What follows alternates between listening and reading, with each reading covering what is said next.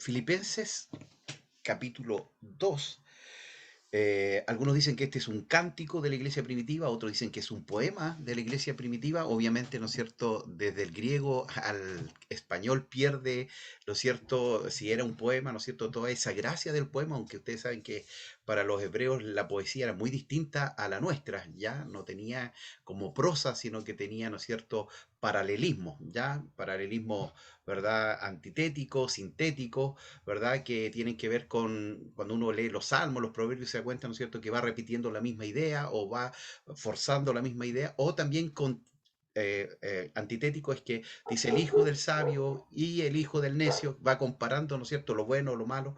Entonces, eso también es muy rico, ¿ya? Y se dice que este capítulo, capítulo 2 del 1 al 10, era un canto o era un poema también de la iglesia primitiva, ¿no es cierto?, que es un pasaje muy conocido, que tiene que ver con esta doctrina de la kenosis. Ya la doctrina de la kenosis tiene que ver con que Dios se hizo hombre. Ya Dios se hizo hombre. Eso significa kenosis, con cada kilo, ya en griego. Dios se hizo hombre, 100% Dios, 100% hombre. Bueno, yo voy a leer aquí palabra de Dios para todo, ya, así que vamos a leer. Dice, lo que les escribo los anima como seguidores de Cristo, quieren consolarme mostrándome cuánto me aman, compartimos el mismo espíritu, me tienen verdadero afecto y compasión. Entonces voy a pedirles algo que me haría completamente feliz.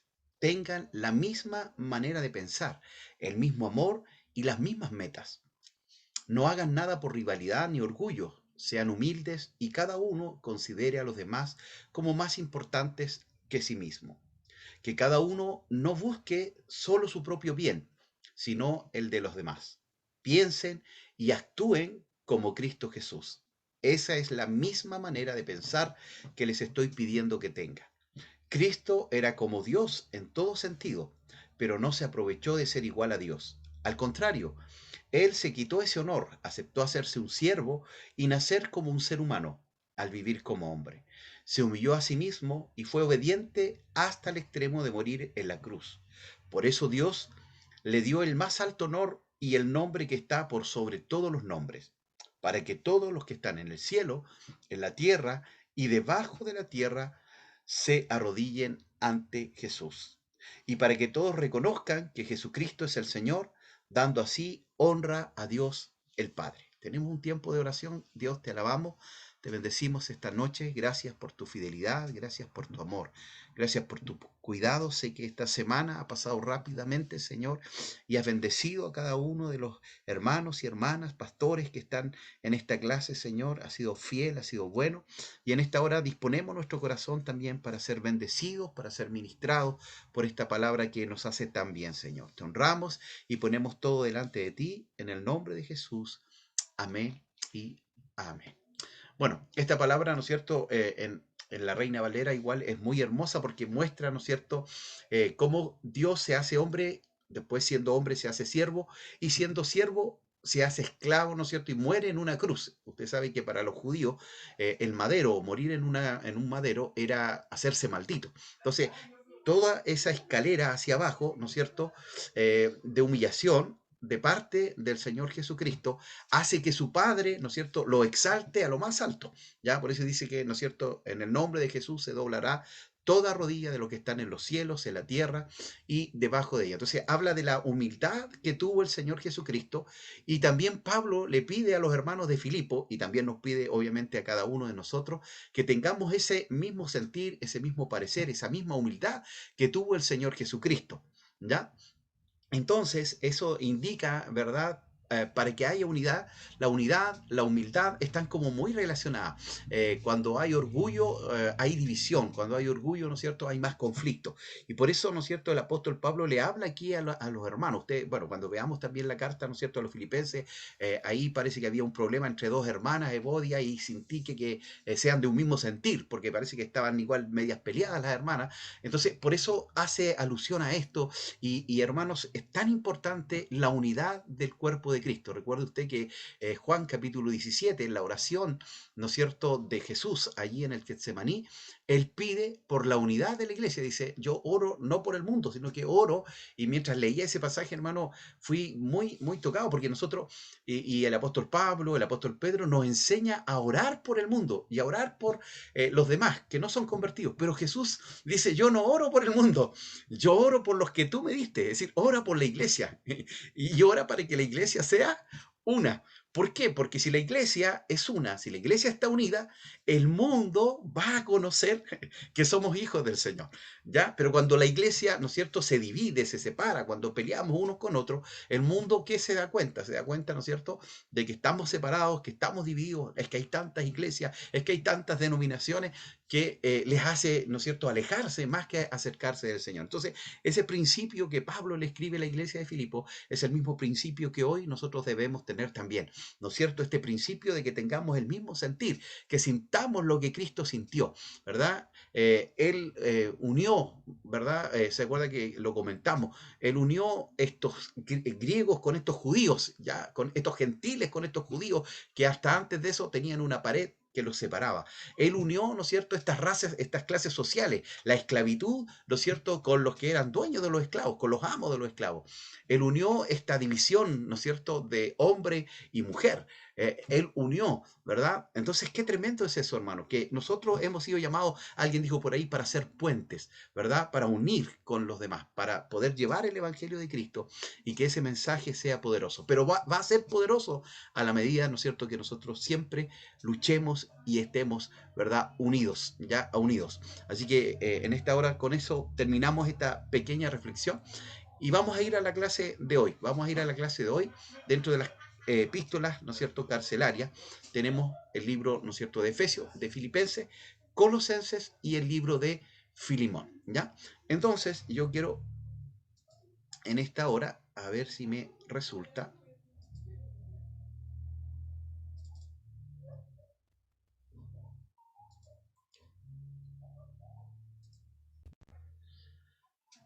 Y por ahí usted me sopla, mis queridos hermanos, si es que eh, se escucha bien, por favor. La carta de Pablo a los Filipenses. La iglesia en Filipos fue la primera comunidad de Jesús que Pablo fundó en Europa Oriental, y esa historia se nos cuenta en Hechos capítulo 16. Filipos era una colonia romana en la antigua Macedonia. Estaba llena de soldados por su nacionalismo patriótico. Así que, allá, Pablo tuvo resistencia cuando anunciaba que Jesús es el verdadero rey del mundo. Después de que Pablo salió de allá, aquellos que se hicieron seguidores de Jesús continuaron sufriendo resistencia, incluso persecución, pero siguieron siendo una comunidad vibrante, fiel al camino de Jesús.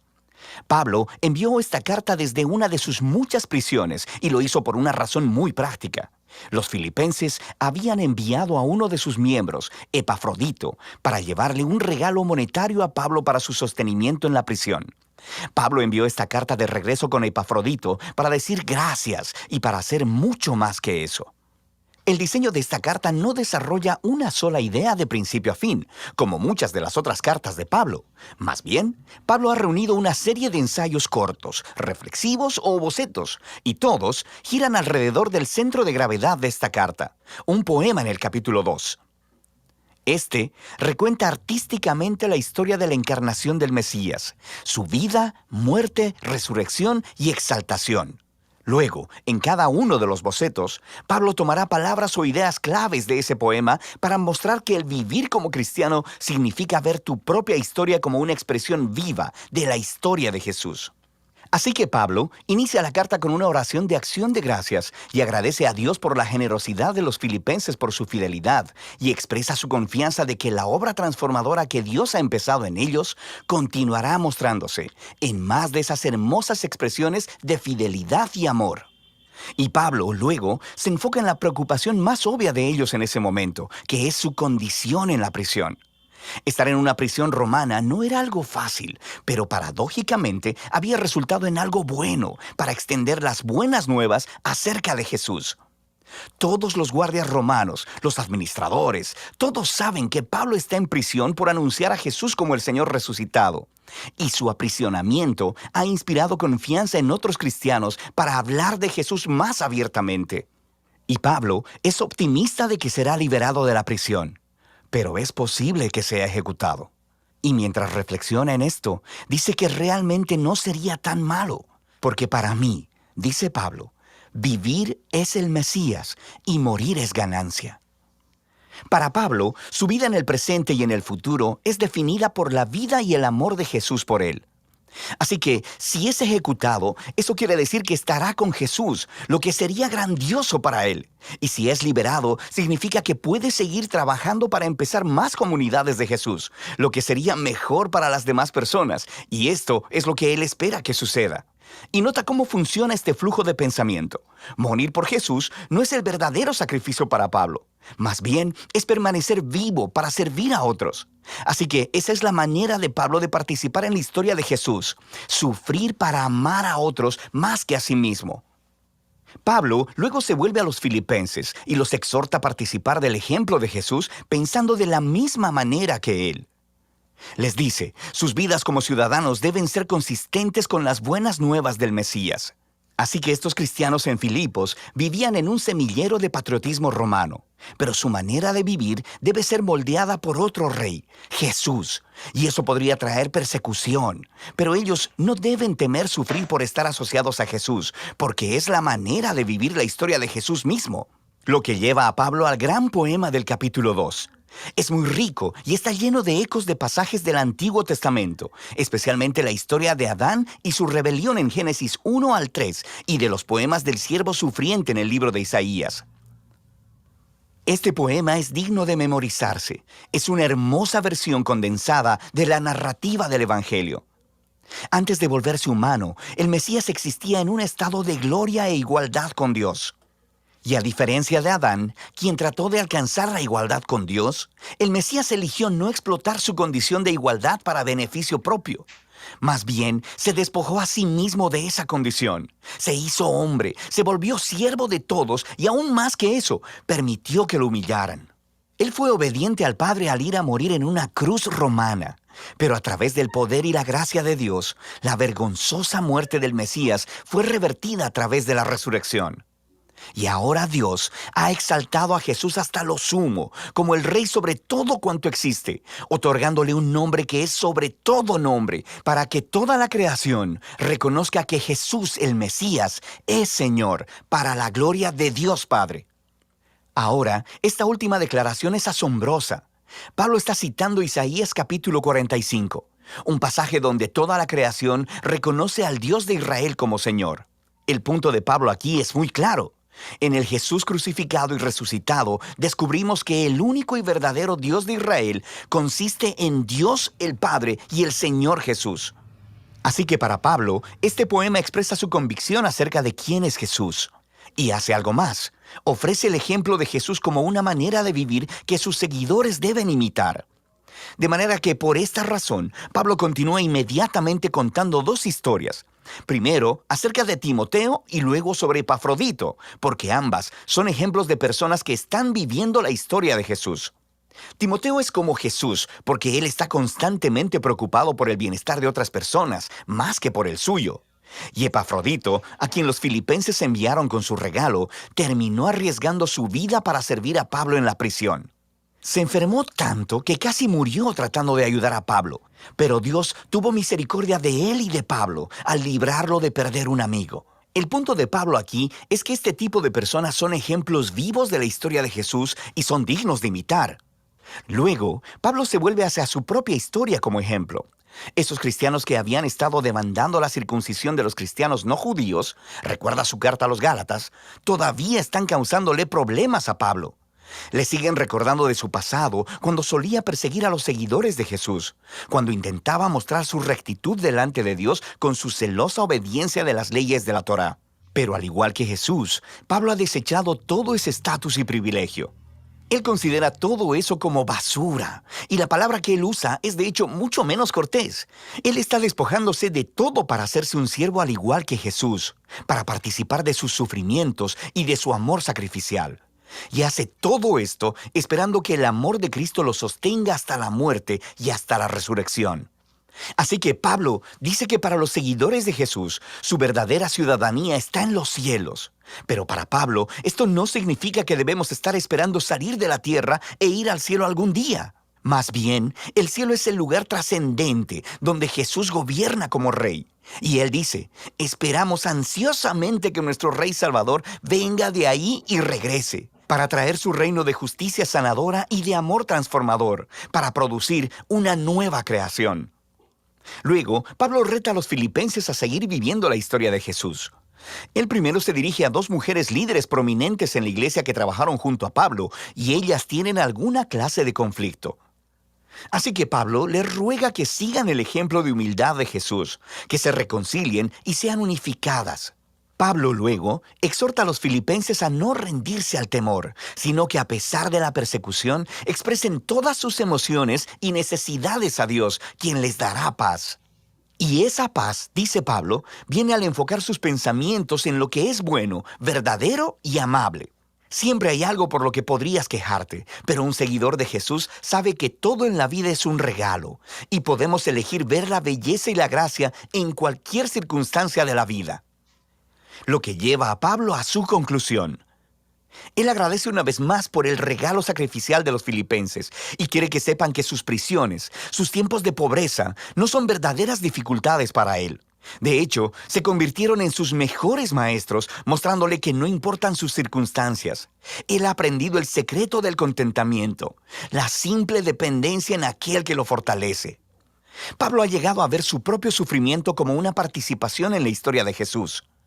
La carta a los filipenses nos da un vistazo único en el corazón y la mente de Pablo. Él veía su vida entera como una representación de la historia de Jesús. Y en esta carta puedes sentir su conexión cercana con Jesús, su conciencia de que el amor y la presencia de Jesús están más cercanos a él que su propia piel, y que eso es lo que le da esperanza y humildad en sus horas más oscuras. Así que Pablo nos muestra que conocer a Jesús es siempre un encuentro personal y transformador, y que esa es la clase de Jesús al que Pablo invita a los demás a seguir. Y de eso se trata la carta de Pablo a los filipenses.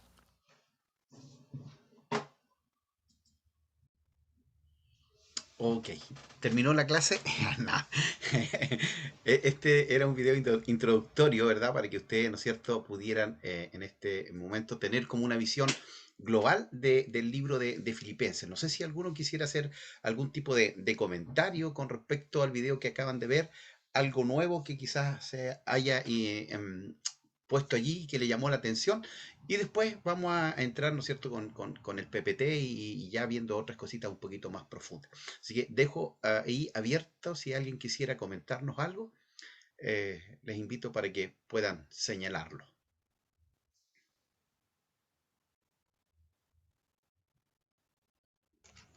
Amén. Bueno, comentar más que nada que me llama mucho la atención de que Pablo, estando encarcelado, sea quien anime a los demás. Pero, eso de verdad que me quiebra mucho de ver cómo él estaba, pero aún así tener claro para qué lo había llamado Cristo y tener claro de que aún él viviendo su vida era para servir a Cristo y si él moría era para estar con Cristo. Entonces pienso que muchas veces nosotros también como hijos de Dios tenemos que tener claro eso es la vida, para que hemos sido llamados y si estamos vivos es para servir a Cristo y si morimos es para estar con Cristo. Entonces, eh, me llegó mucho este estudio de este libro y la vida de Pablo y también la vida de Epafrodito, porque él también arriesgó su vida para servir al Señor. Entonces, son como ejemplos dignos de poder imitarlo y guardar en nuestra vida.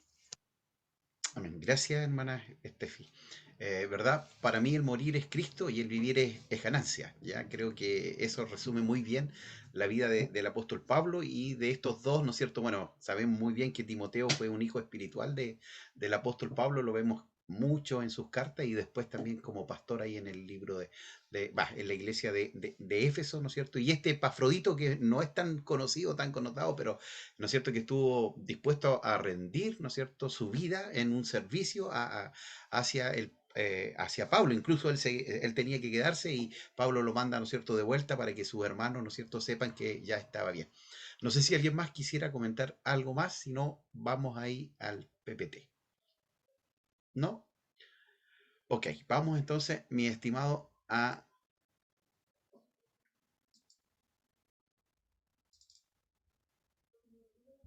Me esperan allí un poquito.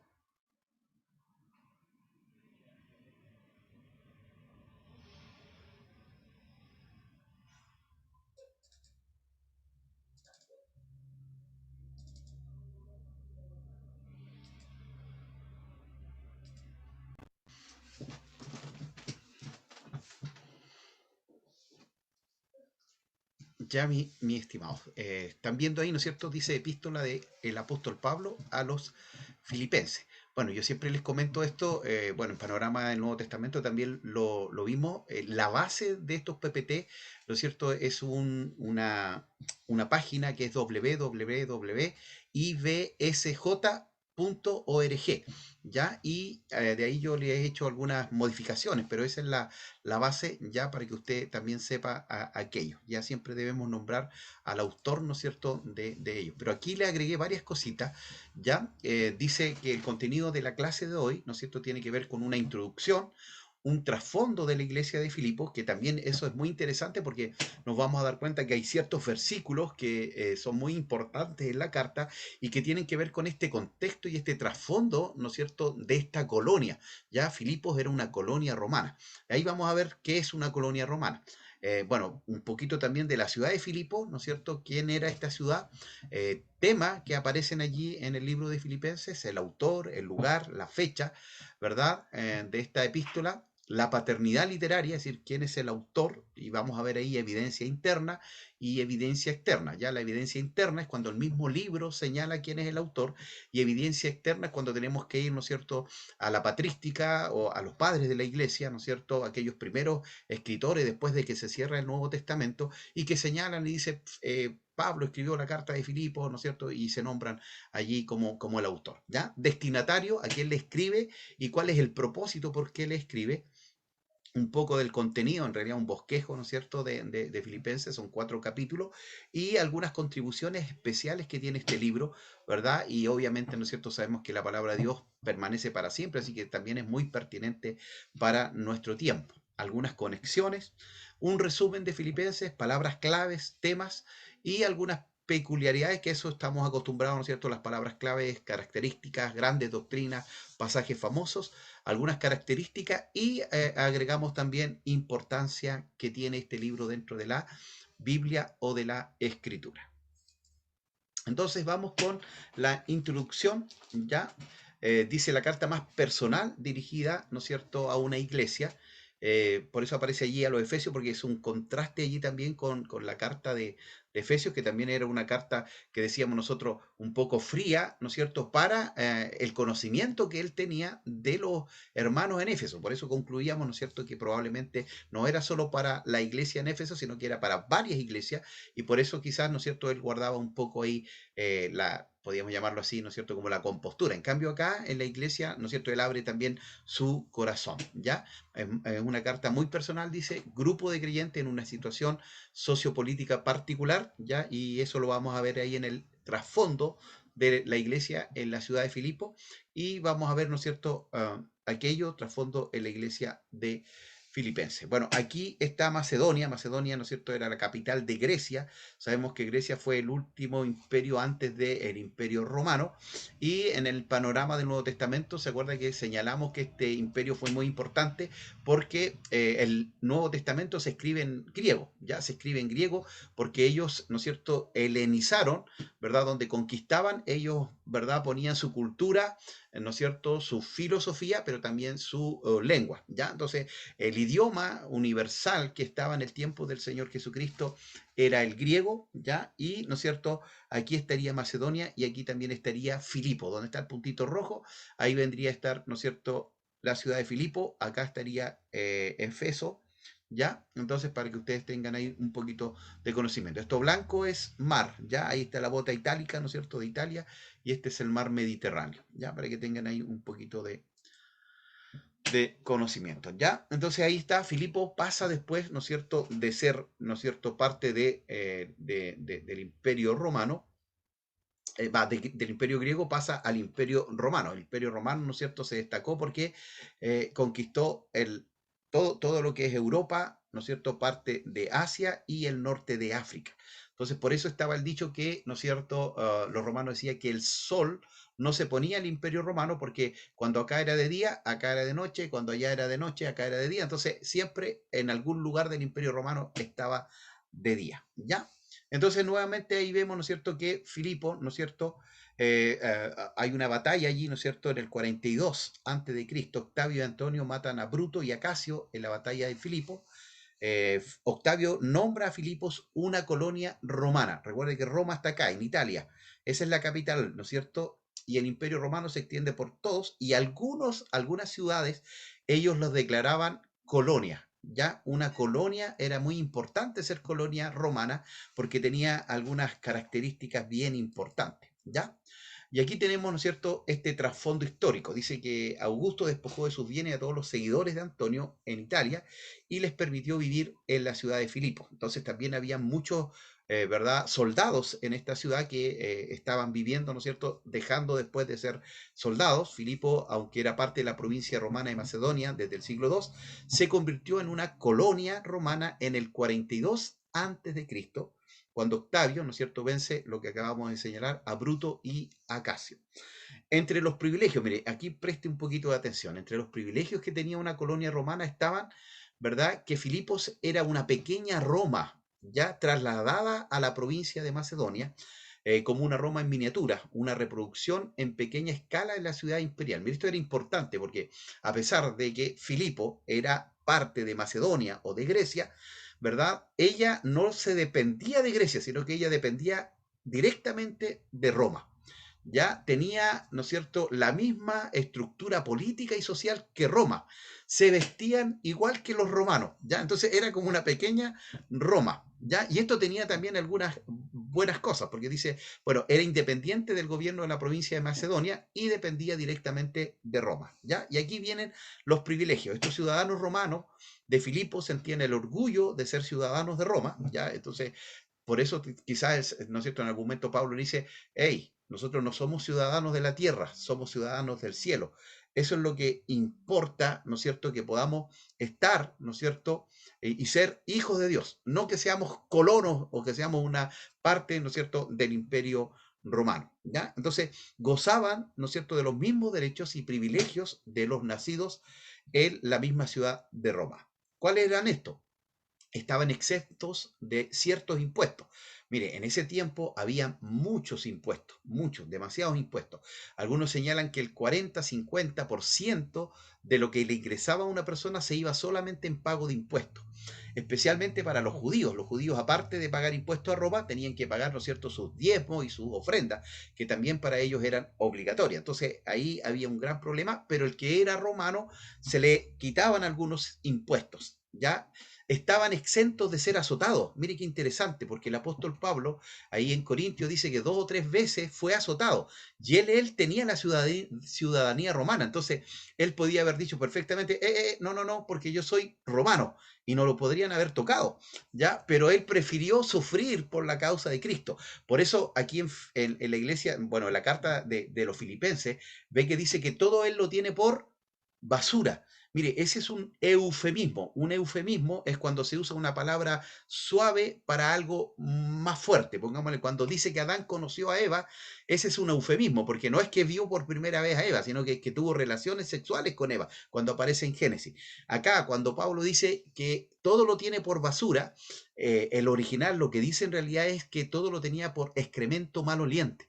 ¿Ya? Es decir, todos sus títulos, todo lo que él había alcanzado, ¿no es cierto?, socialmente, políticamente, religiosamente, para él no tenía mayor valor, ¿ya? Y usa esta palabra, ¿no es cierto?, de estiércol maloliente, a ese nivel, pero, ¿no es cierto?, se pone basura para que no sea tan fuerte. Entonces, vemos cómo Pablo pudo haber reclamado su ciudadanía romana y nunca haber sido azotado, pero él prefirió, como dice por ahí, llevar las marcas de Cristo en su cuerpo.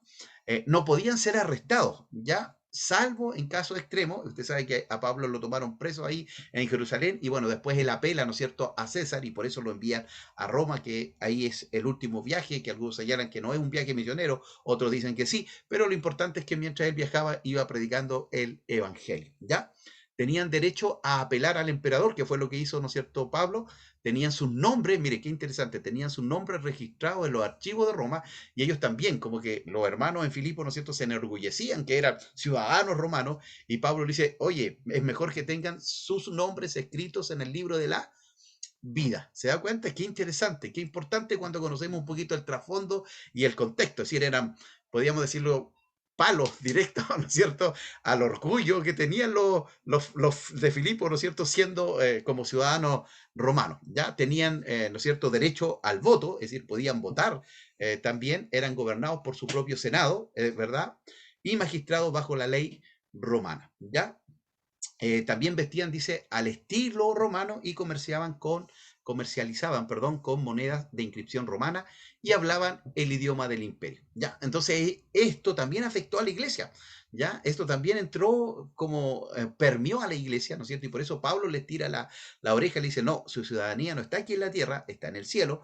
No se enorgullezcan de que su nombre esté en Roma, sino que deben estar escritos en el libro de la vida. ¿Ya? Entonces, interesante conocer un poquito del trasfondo. Y aquí está esto, ¿no es cierto? La ciudadanía romana versus la celestial.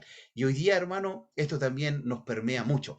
Ya, si nos damos cuenta, la pandemia, ¿no es cierto?, develó muchas cosas. Ya, alguna de esas cosas fue que nosotros dependíamos mucho del templo. ¿Ya? Es decir, si no había templo, muchas personas, hermanos, se alejaron de Dios y Dios no está en el templo. Nosotros somos templo del Espíritu Santo y nosotros somos la iglesia. Entonces, mostró aquello, hermano, y hermanos, no solo hermanos nuevos, sino que mucha gente que era líder en sus congregaciones, muchos no pudieron ver que no podían congregarse y es como que su cristianismo estaba solo dentro de esas cuatro paredes. No había una consistencia familiar. El altar familiar, tan importante, el altar familiar, que en nuestras casas oremos, busquemos al Señor, ¿verdad? Y vayamos a recibir fuerza el día domingo, pero no que dependamos de eso, ¿ya? Entonces, eso develó un poco, ¿no es cierto?, de que estamos también medios permeados, igual como los hermanos de Filipo, ¿no es cierto? Y también la iglesia, ¿no es cierto?, falta de compromiso, muchas veces, ¿verdad? Preocupado de cosas materiales. Y Pablo dice, no, yo todo lo que logré o lo adquirí lo tengo por basura, por ganar a Cristo. Si lo más importante para él es tener a Cristo en su vida. Entonces, que el Señor nos ayude a nosotros también, ¿ya? Para que no nos desenfoquemos, para que no perdamos, ¿no es cierto?, el enfoque que es puesto los ojos en Jesús, el autor y consumador de nuestra fe. Entonces, en este contexto nos da una mejor comprensión a estas exhortaciones, ¿ya? Entonces, Filipenses, capítulo 1, verso 27, exhorta, dice, a comportarse como es digno del Evangelio, no necesariamente como es digno de Roma, ¿ya? Entonces, qué tremendo, ¿eh? Le está tirando la oreja, pero le está diciendo, compórtese, ¿verdad?, como es digno del Evangelio, como hijos del Señor, ¿ya? Y a veces, hermano, también nosotros caemos en eso, es decir, nos importa más, ¿no es cierto?, la política, la sociedad, que lo que Cristo o Dios nos demanda a través de la palabra. Después en Filipenses, capítulo 3, verso 20, dice, cuando les recuerda que su ciudadanía estaba en los cielos y no en esta tierra. Puesto, ¿no es cierto? Mirad, ¿no es cierto?, las cosas de arriba, donde está Cristo, ¿verdad? Si miramos y buscamos el reino de Dios y su justicia, todo lo demás vendrá por añadidura. Yo no estoy diciendo con esto, hermano, ¿no es cierto?, que usted no se compre una casa, se compre un auto, ¿verdad? Pero hay gente que vive en son de eso, de lo material. Ya me recuerdo muy bien de un pastor que nos comentaba de que Dios lo usaba mucho en milagros. Entonces hizo pasar y pasaron dos matrimonios que ninguno de los dos podía tener hijos, dos matrimonios, ¿verdad? Y entonces cuando él les dice cuál era su petición, un matrimonio, ¿no es cierto?, le dijo, queremos tener hijos porque no tenemos. Y el otro matrimonio dijo, queremos tener casa sin tener hijos, sin poder tener hijos. A los dos Dios le dio hijos. Ya, y ahí él decía, ¿por qué? Porque uno no supo pedir lo que necesitaban en realidad, porque después lo demás iba a venir por añadidura. Entonces a veces igual nosotros, hermanos, nos desenfocamos, ¿ya? Y que el Señor nos ayude a poner nuestros ojos en el cielo. En el cielo, es decir, si tenemos una profesión, ¿se acuerda que yo les comentaba? Si usted tiene un trabajo, en ese trabajo usted tiene que honrar al Señor con su vida, con sus acciones, ¿verdad? Y que ese trabajo también sea, ¿no es cierto? Una ofrenda al Señor, ¿ya? Nuestras vidas. Y ir a la congregación, ¿no es cierto? Es para animarnos, para entregar dones, capacidades, pero nuestra iglesia está en el mundo. Somos parte de ella y que tenemos que ser luz en medio del mundo, ¿ya? Y bueno, Filipenses capítulo 4, verso 3, parte B, dice que los nombres de los verdaderos creyentes están escritos, ¿ya? O inscritos en el libro de la vida. Más importante, porque ellos se jactaban, ¿no es cierto? No, nuestros nombres están escritos ahí en Roma. Entonces él le dice, no, lo que importa es que nuestros nombres estén escritos en el libro de la Biblia, de la vida, perdón. Y eso también es importante, hermanos, porque allá en el cielo nos vamos a encontrar con mucha sorpresa. Va a haber gente que nosotros pensamos que nunca iba a estar en el cielo.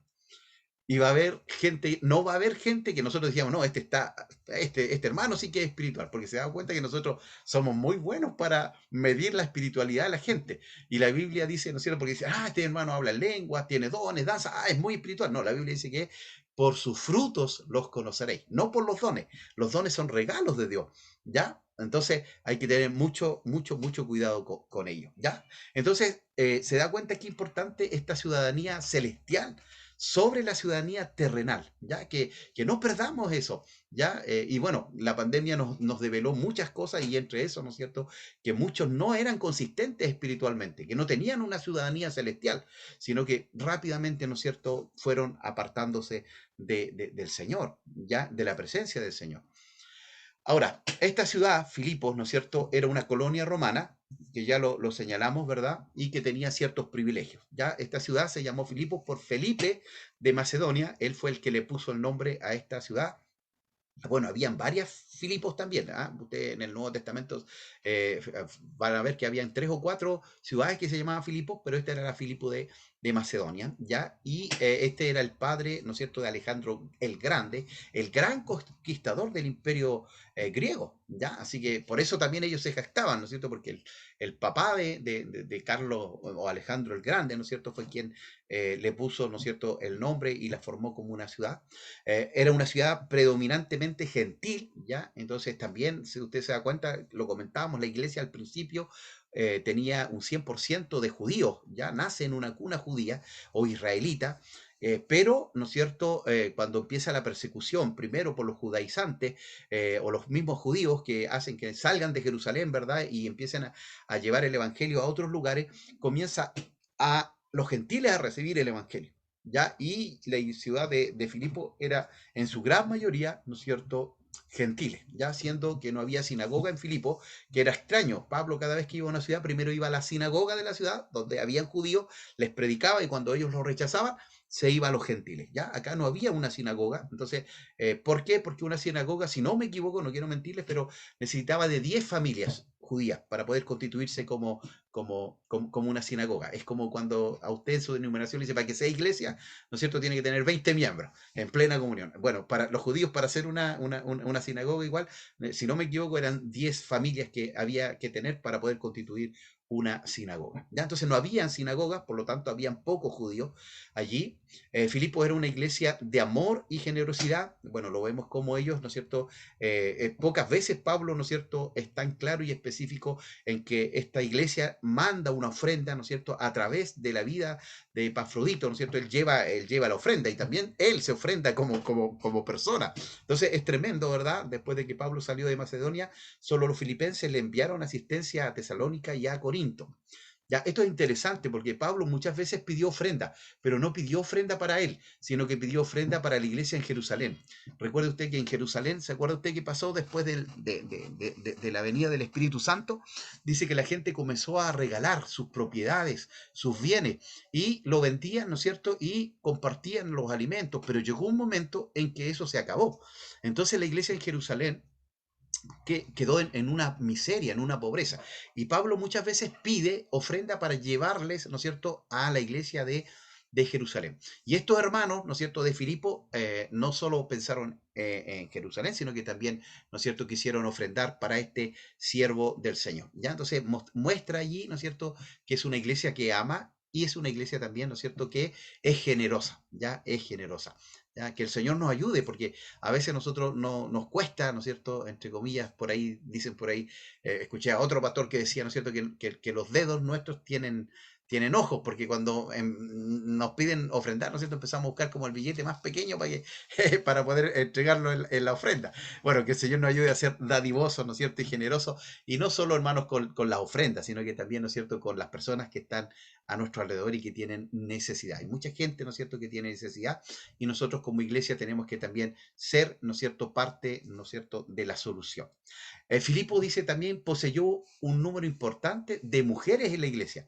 Recuerde usted que en el tiempo, ¿no es cierto?, del Señor Jesucristo y del Imperio Romano, la mujer no era considerada un sujeto, era considerada un objeto.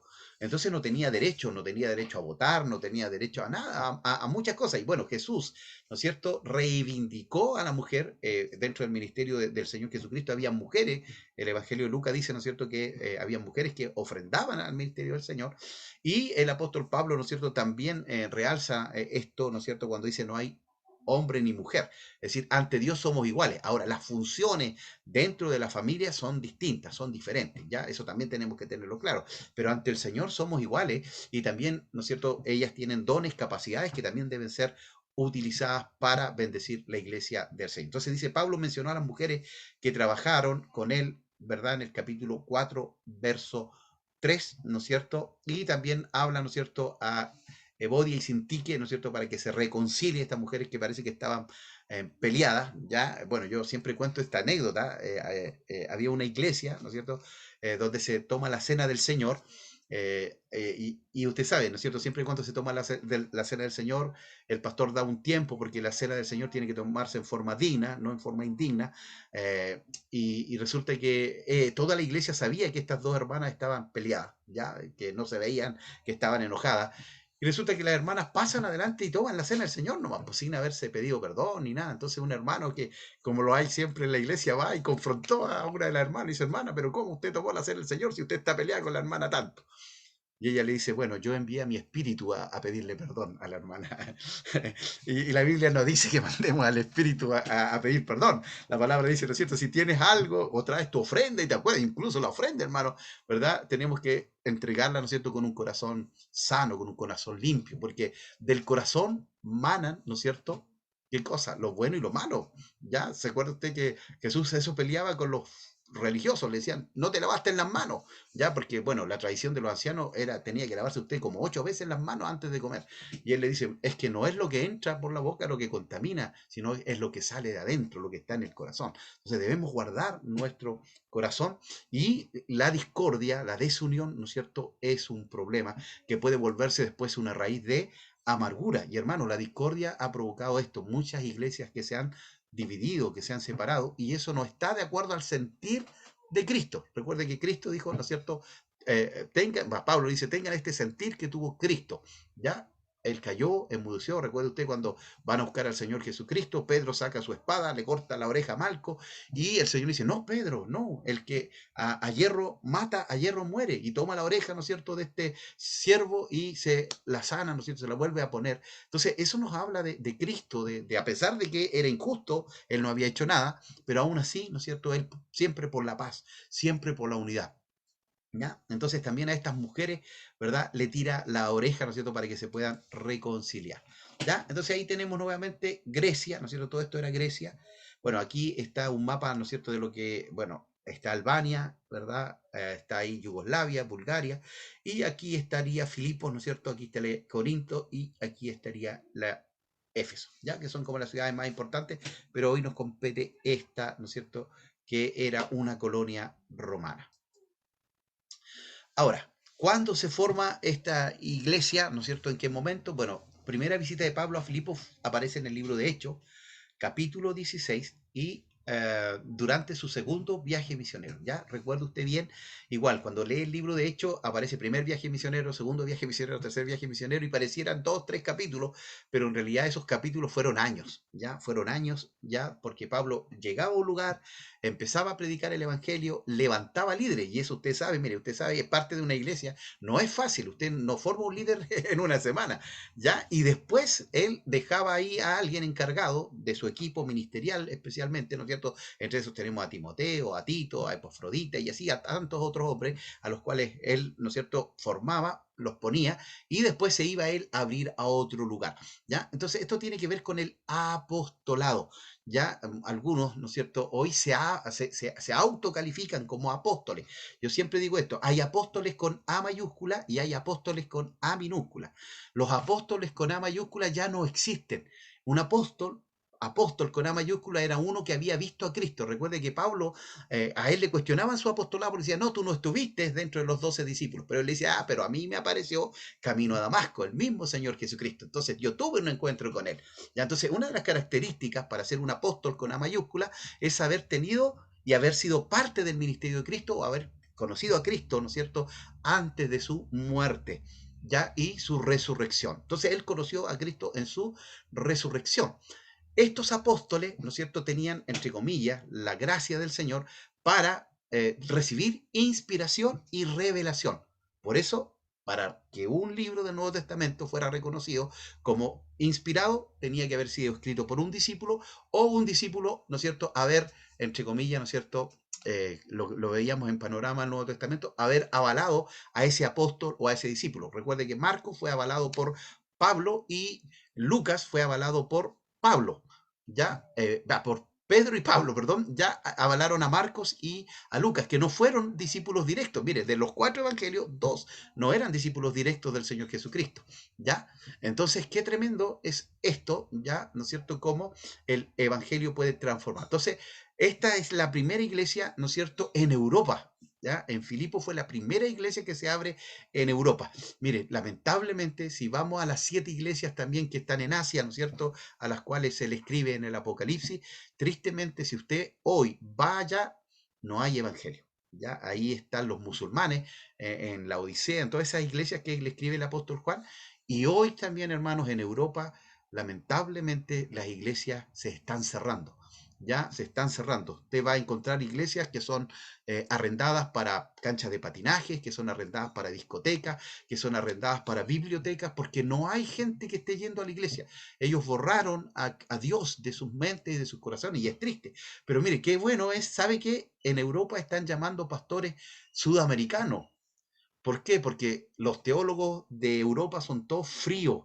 Ya de allá nació la crítica textual, entonces ellos se volvieron como poco menos que ateos. Ya ellos dicen, sí, la Biblia es palabra de Dios, pero, no existen los milagros, pero no existen los dones, pero entonces, ¿qué están haciendo? Se dieron cuenta que los sudamericanos, ¿no es cierto? Acá hay un mover muy bueno del Espíritu Santo y están llevando a pastores sudamericanos. ¿Para qué? Para que puedan llevar el Evangelio a esos lugares. Lamentablemente el idioma nos juega en contra, pero en España están llevando, ¿no es cierto?, a muchos pastores porque ahí se olvidaron. Y es más, bueno, usted no puede predicar tampoco libremente como lo hace acá. Cualquiera puede predicar en la calle. Allá no se puede. Allá usted no puede predicar en la calle. Eso está penado por la ley. Usted se va preso.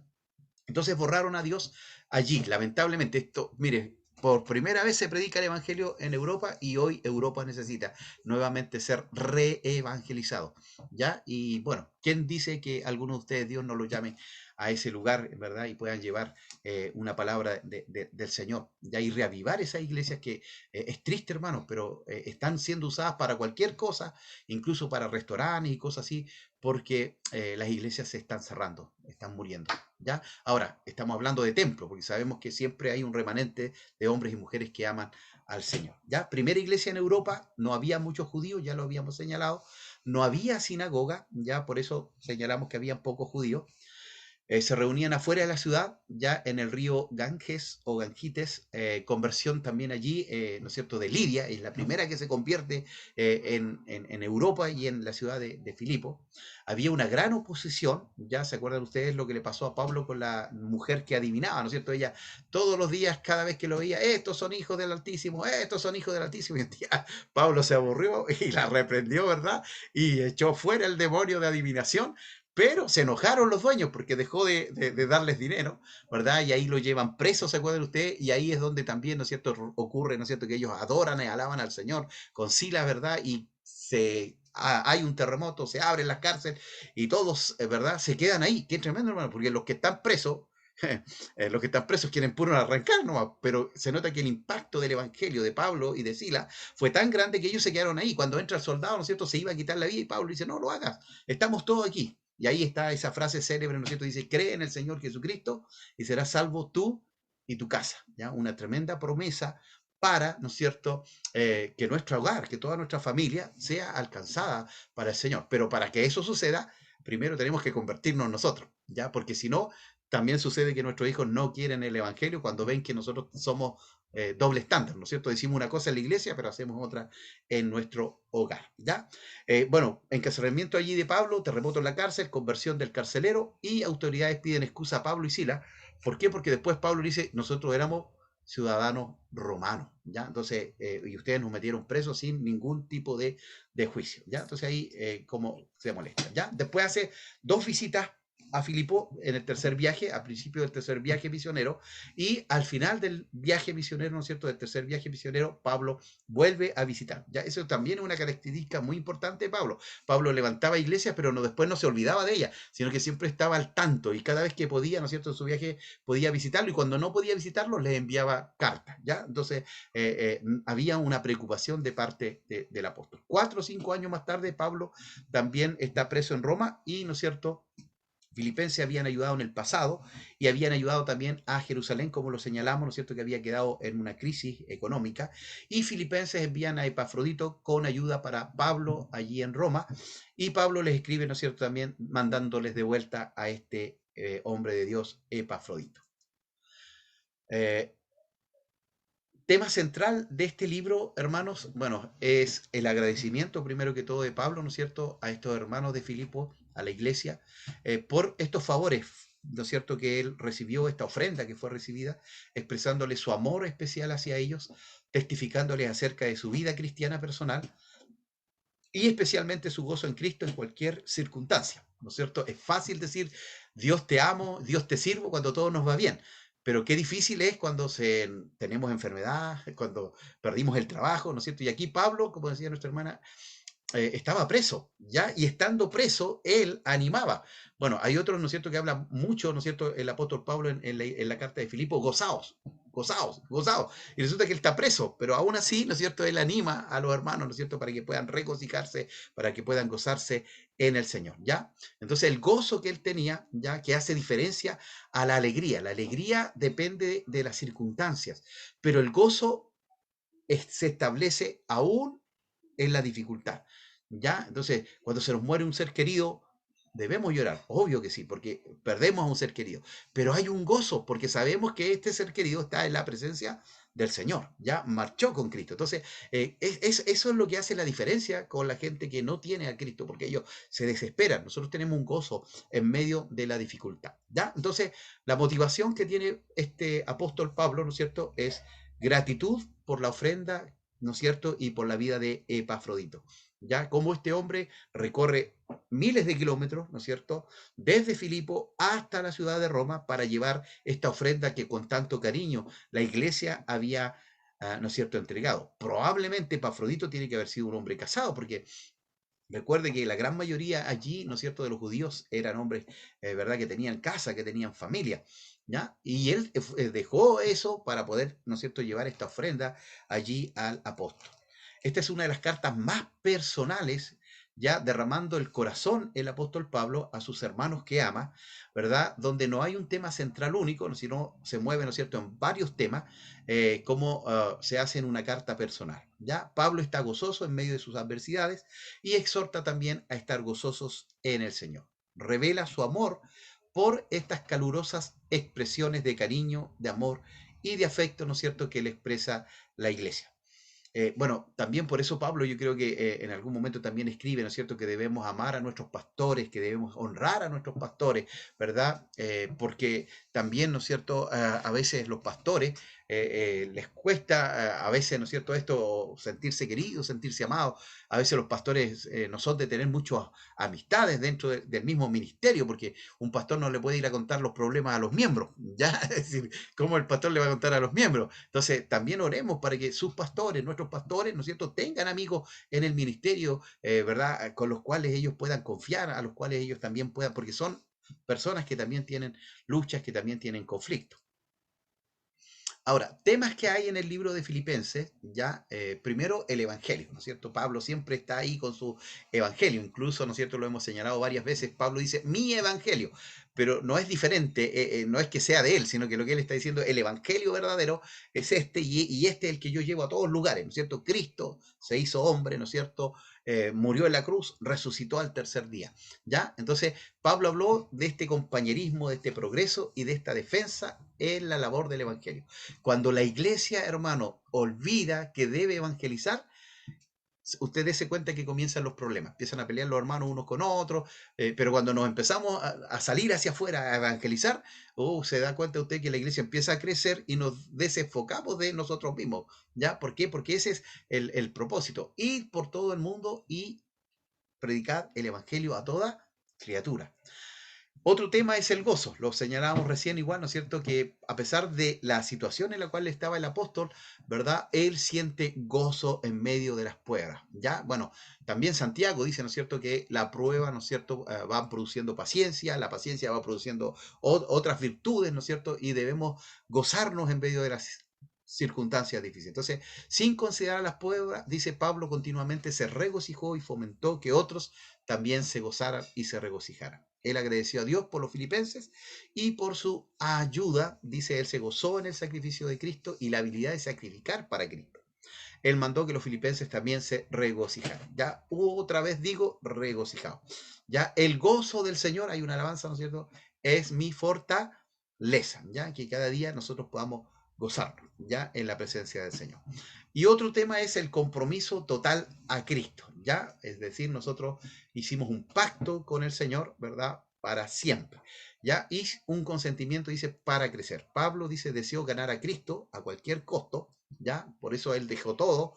Recuerde que fue criado a los pies de Gamaliel, un gran rabí que había en ese tiempo, un gran maestro, ya, y él fue formado, ¿no es cierto?, en todo lo que tenía que ver con el judaísmo, pero él dejó todo aquello, ¿verdad?, cuando se encuentra con Cristo. Ahí, ¿no es cierto?, en el capítulo 9 de Hechos, cuando él tiene este encuentro con el Señor, camino a Damasco, él inmediatamente dice, ¿qué quieres que haga, Señor? Esa palabra Señor es Kyrios. Esa palabra se usaba para el emperador y para el Señor Jesucristo, ¿ya? Y por eso los cristianos morían. ¿Saben por qué? Porque ellos no querían decir que el emperador era su Kyrios, ¿ya? Entonces los mataban por eso. Es como decir, no, para mí este presidente no es mi presidente, Jesucristo es mi presidente. Y eso les costaba la vida. Entonces Pablo, en ese mismo momento que él tiene este encuentro camino a Damasco, reconoce a Jesucristo como ese Señor, ¿ya? El Señor de toda su vida, ¿ya? Entonces es tremendo. Ganar a Cristo, encontrarse en Cristo es lo más hermoso, ¿no es cierto?, que podemos tener. Ya conocer a Cristo en gloria y sufrimiento. Usted y yo, el mayor desafío, hermano, es ser como Cristo. Es que Cristo sea formado en nosotros. Ese es el primer desafío, que Cristo sea primero formado en nosotros y después que Cristo sea formado en todos aquellos que están a nuestro alrededor. Es decir, a través de la evangelización y del discipulado, ¿ya? Porque no solo hay que evangelizar, después también hay que discipular, formar a aquellas personas para que crezcan en el conocimiento y en la gracia del Señor. Conocer a Cristo en gloria y en sufrimiento, ¿ya? Es decir, las dos caras de la moneda. Hay tiempos de mucha bendición donde Dios nos bendice, Dios nos prospera, pero también hay momentos de enfermedad, de dolor, de angustia, de traición, pero también Dios sigue estando allí presente, ¿ya? Él nunca va a fallar, siempre va a estar con nosotros. Continuar luchando, dice, por el crecimiento en el Señor, ¿ya? Entonces, seguimos creciendo, quizá usted lleva 10 años, 20 años, 40 años, pero seguimos creciendo. Cada día tenemos que crecer en el conocimiento de nuestro Señor, ¿verdad? Cada día Dios está forjando cosas en nuestra vida.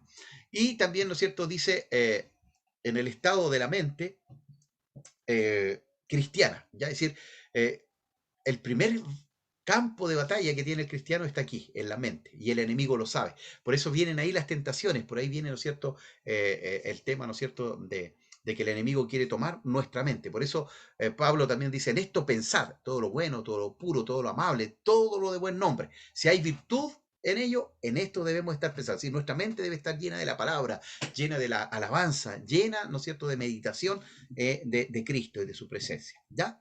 Pablo habló de su desarrollo espiritual, exhortando, dice, a un estado mental humilde, dispuesto a servir sin considerar el costo, ¿ya?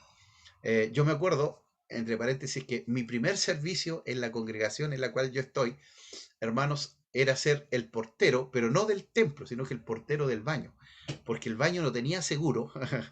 Imagínense, ahora uno mira eso y dice, pero ¿cómo un hermano no se le ocurrió poner un pestillo por dentro?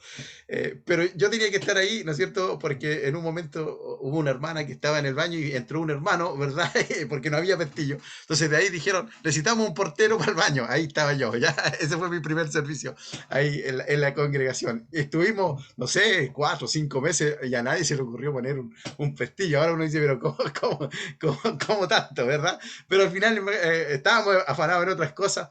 Pero ese fue mi primer servicio y yo decía, wow, Señor, porque algunos, oh, pero ¿cómo va a estar en eso? ¿No? Ya, o una vez un evento muy grande también acá en Temuco y a nosotros como iglesia nos designaron cuidar los autos. Y yo le decía a los hermanos, no importa, hermano, si estamos sirviendo al Señor, ya, ese es un servicio y lo estamos haciendo para el Señor, porque igual habían pastores, pero ¿cómo ustedes van a estar sirviendo ahí cuidando los vehículos?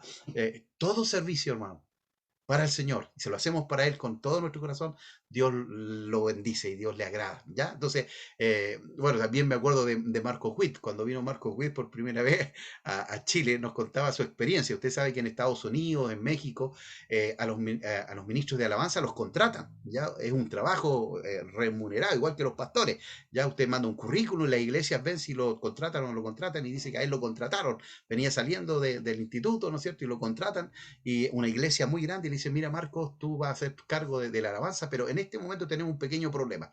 Sí, le dice, ¿qué problema? Es que la persona que hacía el aseo se nos fue, pero en una semana contratamos a otra persona mientras tú te vas a hacer cargo, dice, del aseo, de todo el templo y de los baños.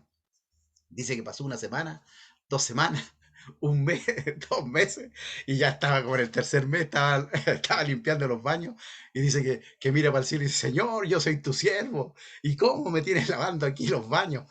Y sabe que dice que Dios le dijo, mira, si tú no eres capaz de limpiar los baños, no me sirve.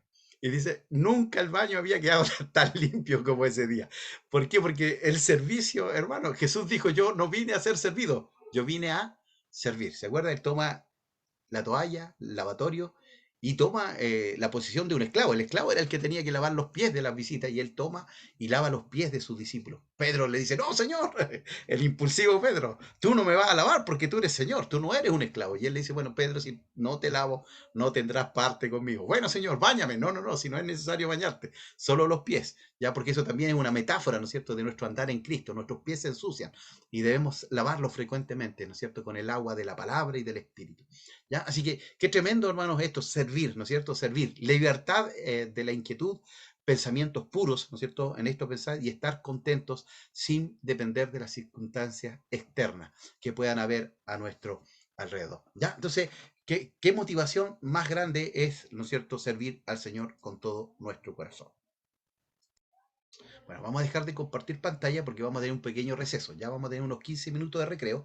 Son las 8:35, 8:40, 8:50. A las 8:50 regresamos, ¿les parece? Y terminamos con el libro de Filipenses. Así que pueden tomarse un cafecito ahí tranquilamente para que puedan estar. Pues yo voy a ponerle parte.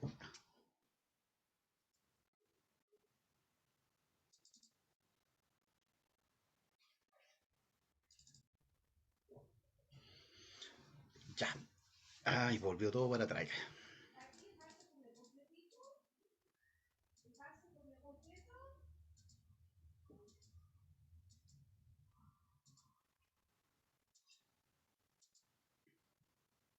Ya, aquí quedamos, ¿ya?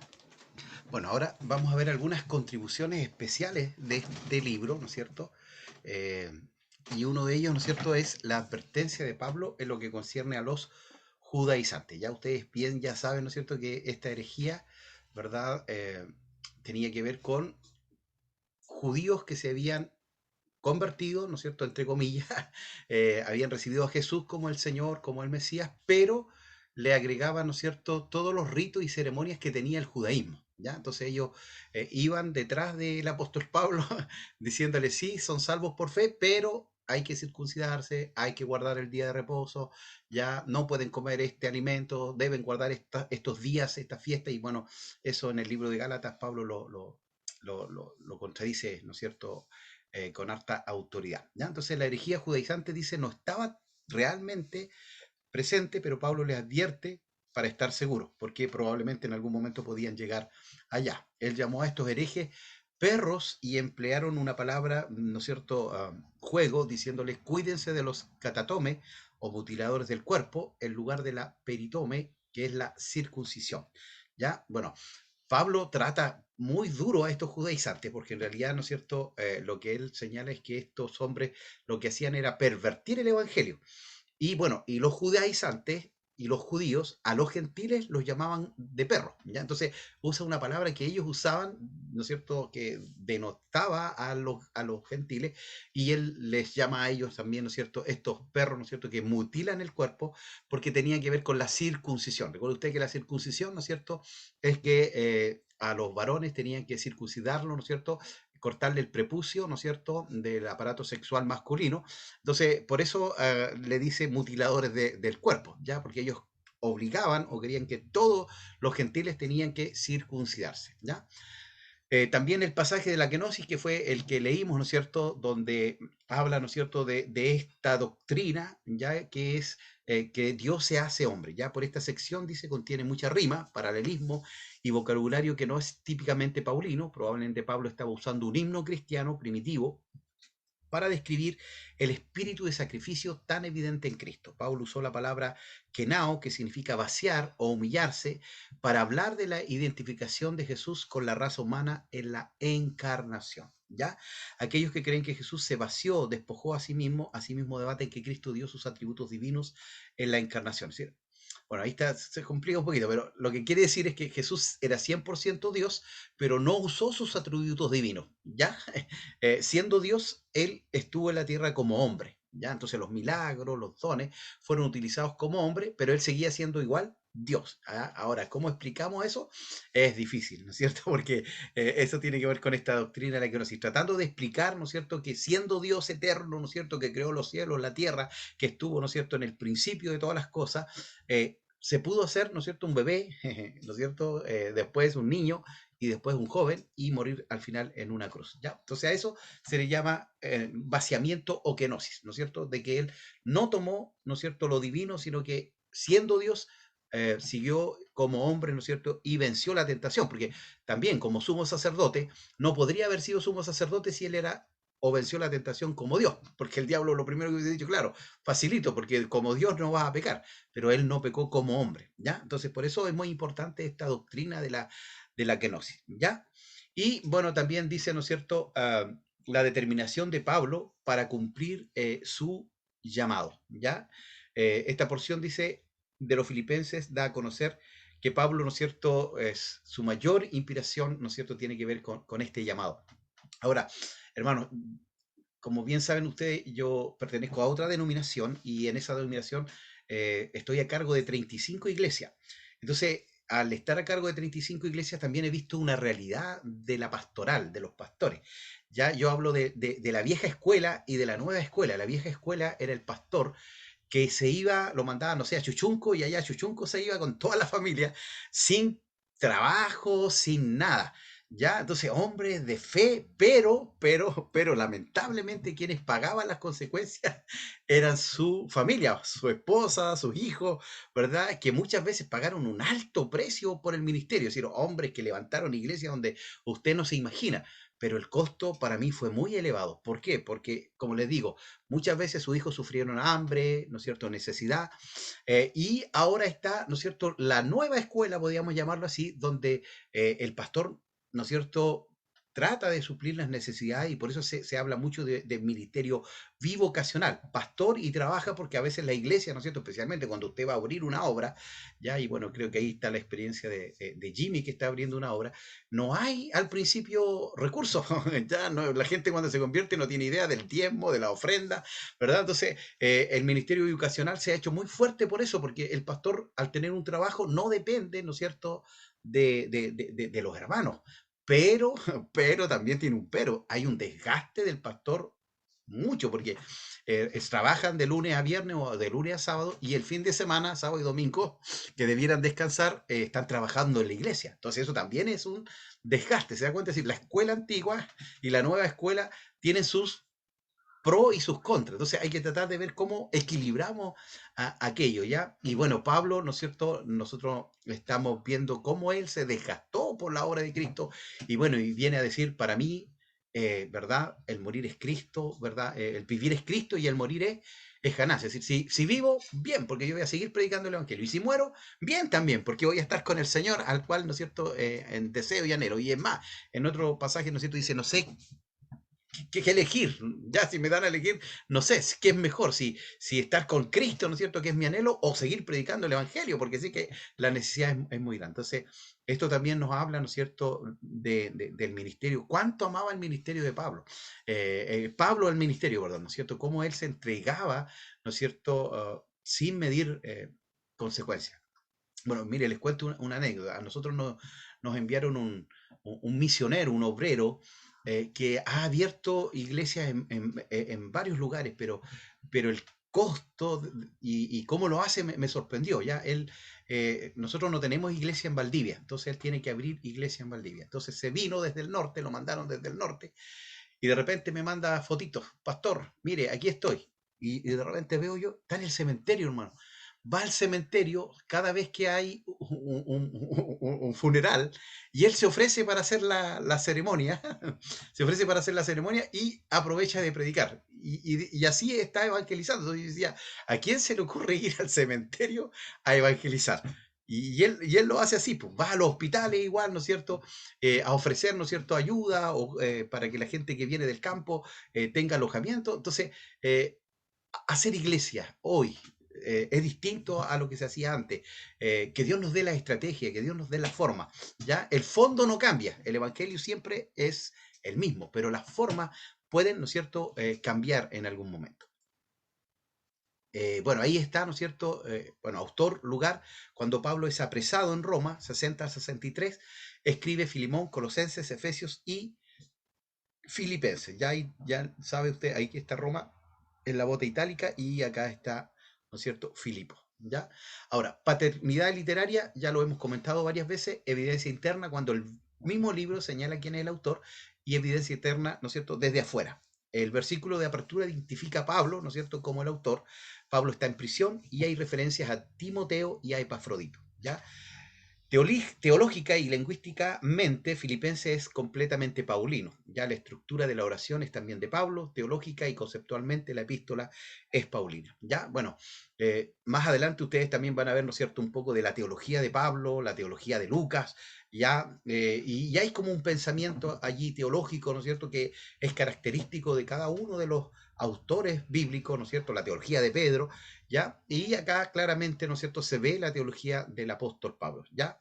Su estructura, ¿no es cierto?, que comienza con oración, con gratitud, ¿ya? Entonces, no hay ninguna objeción, dice, a la integridad de la epístola, está, ¿no es cierto?, en la diferencia en el tono encontrado en diversas partes de la epístola, los capítulos 1, 2 y 4 son muy positivos, pero el capítulo 3 contiene, ¿no es cierto?, una dura reprimenda para los judaizantes. Bueno, recuerde usted que Pablo va al concilio en Jerusalén para que los discípulos tomen carta en el asunto con respecto a los judaizantes, ¿ya? Porque estaban haciendo mucho daño a la iglesia y bueno, y también Pablo le tira la oreja también, ¿no es cierto?, a Pedro. Recuerden que Pedro, ¿no es cierto?, cuando tiene esta revelación allí de ir a donde Cornelio, ¿se acuerdan ustedes?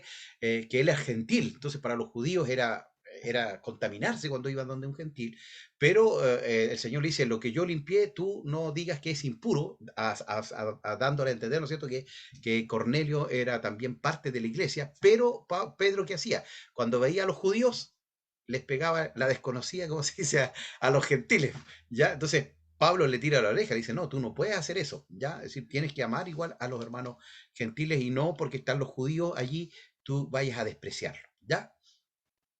Por esto dice que algunos han sugerido que Filipenses es un documento compuesto, recopilado de varios fragmentos literarios. Aún solamente es lógico que Pablo advirtiera a los filipenses en lo que concierne a esta herejía, ¿no es cierto?, que podría llegar también en algún momento a la iglesia. Evidencia externa, dice, no hay evidencia externa que cuestione la paternidad literaria de Paulina. Es decir, todos los padres de la iglesia, de la patrística, daban por sentado, ¿no es cierto?, que esta carta había sido escrita por el apóstol Pablo, ¿ya? Y ahí tenemos esta cronología que la hemos visto antes, ¿ya? Así que ahí 61 a 63, estas cartas de la prisión que están relacionadas con Hechos capítulo 28. Bueno, destinatario ya lo hemos visto varias veces, ya a los hermanos de la iglesia en Filipo, ya con sus obispos y diáconos, lo dice el versículo número 1. Ya, ¿cuál era el propósito? Expresar gratitud por la ofrenda. Quería también que los filipenses supieran por qué él había decidido devolverles a Epafrodito, porque Epafrodito tendría que haberse quedado con él mientras estuviera en la cárcel, pero él lo manda de vuelta después de que se recupera de su enfermedad, para que ellos, ¿no es cierto?, no tuvieran duda de que murió Epafrodito, está grave Epafrodito, entonces prefirió que devolverle, ¿no es cierto?, para que estuvieran tranquilos y en paz. Pablo quería ponerle al tanto de sus actuales circunstancias a Roma, que estaba preso, y escribió también para exhortarles a la humildad, a la unidad en humildad, ¿ya? Es decir, la unidad se mantiene mientras seamos humildes. Y les escribió también para advertirle contra los falsos maestros, especialmente, ¿no es cierto?, estos judaizantes. Bueno, ahí está el contenido, un saludo, acción de gracia, reacción de Pablo a su situación presente, ¿no es cierto? Y con respecto a la ofrenda que le traen, Cristo es presentado como un ejemplo de humildad. Timoteo y Epafrodito son recomendados como compañeros en el Evangelio. Me gusta mucho eso que usa Pablo, ya compañeros de milicia, ya compañeros que se usa en una radio, ¿no es cierto? No voy a decir qué radio, pero en realidad compañero de milicia tiene que ver con eso, ¿no es cierto? Cuidarnos la espalda, ya los soldados romanos, la única parte que tenían descubierta dentro de toda su armadura era la espalda, entonces los romanos no podían huir porque si daban la espalda le podían clavar la lanza o la espada porque todo el frente estaba cubierto, entonces cuando tenían que pelear contra varios, ¿no es cierto?, había uno que le cuidaba la espalda, es decir, se ponían espalda a espalda y empezaban a pelear contra los demás. Entonces, a eso se refiere con compañeros de milicia, ¿ya? Entonces, que Dios nos ayude, ¿no es cierto?, a tener buenos compañeros allí de milicia. Advertencia, capítulo 3, y exhortación a la firmeza. Capítulo 4, más exhortaciones y del 10 al 23, gracias por los dones recibidos. Resumen, Pablo escribe esta carta con los propósitos que ya mencionamos, entre los cuales, ¿no es cierto?, era mostrar gratitud, poner al tanto a los filipenses de sus prisiones, exhortarles, ¿no es cierto?, manifestándoles su amor y también explicándoles por qué devolvería en paz a Epafrodito, ¿ya? Algunas palabras claves y temas, dice palabra clave en Filipenses, Cristo Jesús, perdón, gozo, ya gozarse, regocijarse, sentir, ya, o tener, ¿no es cierto?, unánimes, un pensar unánimes, evangelio. Ya, cuando hablamos de Cristo Jesús, ¿no es cierto?, está hablando, Jesús es el Salvador, ¿no es cierto?, es el hombre, Cristo es el ungido, ¿ya? Entonces, ahí hay una pequeña diferencia, ¿ya? Para que usted lo señale. Se usa más la palabra Cristo en referencia a Jesús cuando él ya resucitó, ya Jesús se usa más mientras estaba vivo, ya en ese periodo, ya. Temas también que tiene, ¿verdad? Justicia, ya, humildad, obviamente, ¿no es cierto?, para mantener esta unidad, gratitud, exaltación y señorío de el Señor Jesucristo. Resumen del capítulo 1, Pablo comienza, dice, manifestando su amor a los filipenses, diciéndoles que se acuerden siempre de ellos que se acuerda siempre, perdón, de ellos en sus oraciones y que siempre intercede por ellos en oración con mucho gozo, ¿ya? Hasta pone a Dios de testigo de cómo los ama en el Señor y les dice algunas de sus peticiones a Dios a favor de ellos, que vuestro amor abunde más y más en ciencia y en todo conocimiento para que aprobéis lo mejor, ¿ya? Qué linda oración, ¿no es cierto? Siempre Pablo ora por el amor, por la fe y por la esperanza, ¿ya? Los pone al tanto de su encarcelamiento, diciendo que todo esto ha sido, ¿no es cierto?, para el progreso del Evangelio, y él tenía también la certeza de que por la oración de sus hermanos filipenses, Pablo sería libertado, aunque él estaba convencido de que ya fuera por vida o por muerte, Cristo sería magnificado, ¿ya? Lo que pasara con él iba a dar gloria igual al Señor, ¿ya? Porque para Pablo decía, el vivir es Cristo y el morir es ganancia, ¿ya? Y por lo tanto él estaba en un dilema de vivir para Cristo o partir y estar con el Señor. Pero al final sabía que Dios lo dejaría para que completara lo que faltaba de su misión. Eso también es profundo, ¿ah? ¿Cuál es la misión que Dios nos ha dado a cada uno de nosotros? ¿Ya? Alguien dijo por ahí, ¿no es cierto? Mientras tú no cumplas tu misión, eres inmortal, porque Dios no te va a dejar que mueras hasta que cumplas el propósito de Dios. Pero ¿cuál es mi misión? ¿Ya? ¿Cuál es el propósito? ¿Para qué Dios me llamó? ¿No es cierto? ¿Para qué Dios te llamó, Stephanie, Teresa, Pastor Giovanni, Andrés, Claudia, Jimmy, ¿verdad? ¿Para qué Dios? ¿Cuál es el propósito? Isabel, Cintia, hermana, Pastora Ruth, Katia, ¿ya? Entonces, cuando nosotros sabemos eso, hermano, eso también nos ayuda para ejercer mejor nuestra labor pastoral, ministerial, eh, dentro de la iglesia, ¿ya?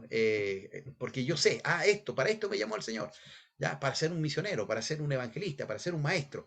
Entonces yo me perfecciono en aquello, ¿ya? Yo trato de hacer lo mejor en aquello, ¿ya? Entonces eso es vital igual, ¿ya? Poder saber cuál es nuestra misión dentro de la iglesia del Señor Jesucristo. Y bueno, y esta misión a veces va cambiando, ¿ya? Como yo les decía, yo comencé cuidando la puerta del baño, toqué el pandero en algún momento también. ¿Se da cuenta? Es decir, nunca pensé que iba a ser pastor, ya como muchos, ¿no es cierto? Lo que menos queremos es eso y Dios nos lleva a eso, y menos que después iba a estar a cargo de varias iglesias, ¿ya? Entonces, Dios es soberano, ¿ya? Y hace como Él quiere, pero nosotros tenemos que ir viendo cómo cumplimos el propósito y la misión de Dios en nuestra vida. Bueno, capítulo 2, que tiene este hermoso poema o este hermoso cántico, Pablo le suplica que si ellos le tienen a Él el mismo amor entrañable que Él tiene hacia ellos, completen su gozo sintiendo lo mismo, siendo unánimes entre ellos, siendo humildes, así como el ejemplo de nuestro Señor, quien siendo igual a Dios, se humilló haciéndose hombre y muriendo en la cruz. ¿Ya? Lo dijimos ya, ¿no es cierto? Para los judíos, alguien que moría en un madero era una persona maldita, entonces Jesús se hizo maldito por nosotros, ¿verdad? Sin pecado, cargando el pecado de toda la humanidad. Luego les exhorta a ocuparse, dice, de su salvación con temor y temblor. Ya esto también, ¿no es cierto? Nos dice, ¿no es cierto? O nos toca la campanita, cuidado con nuestra salvación, porque hay algunos que dicen, siempre salvo, no hay problema, puedo hacer lo que quiera, pero acá dice, cuiden su salvación, ¿ya? Y si no la voy a perder, ¿por qué tengo que cuidarla? O sea, ahí hay que tener mucho cuidado con esto, ¿ya? Es decir, la salvación es un regalo, pero costó un alto precio, ¿ya? Ya que es Dios mismo quien pone, dice, el querer y el hacer en sus corazones por su buena voluntad, y le sigue exhortando, dice, hacerlo todo sin murmuraciones y contiendas para que sean irreprensibles y sencillos, resplandeciendo como luminares en el mundo, estando asidos de la palabra o de la escritura. Después les dice que les enviará pronto a Timoteo y les da el buen testimonio de lo que este joven ha significado para Pablo. Ya, bueno, ahí en las epístolas pastorales hablamos un poquito más de de Timoteo, perdón, ya que se dice que él era un joven cuando empieza a pastorear, ya, es decir, 20, 25 años, ya estaba pastoreando, ya, y hoy cuesta ver pastores jóvenes dentro de las iglesias, ya, lamentablemente, ¿no es cierto? Por lo menos en nuestra denominación, el 80-90% de los pastores ya pasan los 55 años, y tenemos pastores de 70-75 años y no hay un recambio, es decir, hay pocos pastores que tengan menos de 40 años, 30 años, menos de 20 años. Creo que hay uno solo dentro de nuestra denominación. Entonces, que el Señor ayude, ¿no es cierto? Y pueda llamar a obreros, porque hay necesidad de obreros, ¿ya? La mies es mucha y los obreros son pocos, ¿ya? Entonces, dice, le sigue exhortando a hacerlo todo sin murmuraciones, como comunidades. Después le dice que le enviará pronto a Timoteo, ¿no es cierto? Que es, y habla del testimonio de él. Igualmente les cuenta también de Epafrodito, ¿no es cierto? Que estuvo enfermo al venir a Filipos y a servir a Pablo, y ahora Pablo lo enviaba de vuelta para que los filipenses se gozaran con él. Otro ejemplo intachable de un cristiano sirviendo fielmente a la obra del Señor. Y capítulo 3 dice, bueno, parece que iba a terminar, dice, por lo demás, hermanos, bueno, pero debía advertirle en contra de estos falsos maestros que podían llegar en cualquier momento a la iglesia, ya quienes él llama mutiladores del cuerpo, Ya es un pasaje lleno de información de la vida cristiana personal de Pablo y donde reitera que su confianza no está en su currículo, sino en el Señor Jesucristo. Ya él tenía un tremendo currículo, pero él confiaba más, ¿no es cierto?, en lo que Cristo estaba haciendo en su vida.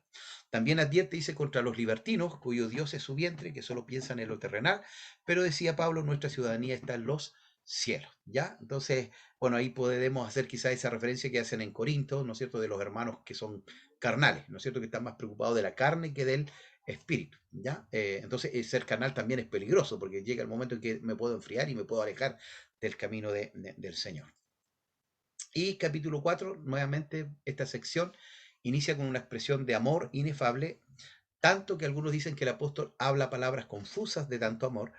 Así que, hermanos míos, amados, deseados, gozo y corona mía, estad así firmes en el Señor, amados. Qué tremendo escuchar eso del apóstol Pablo hacia una iglesia, ya cómo amaba, ¿verdad? Cómo sentía esa iglesia parte de él.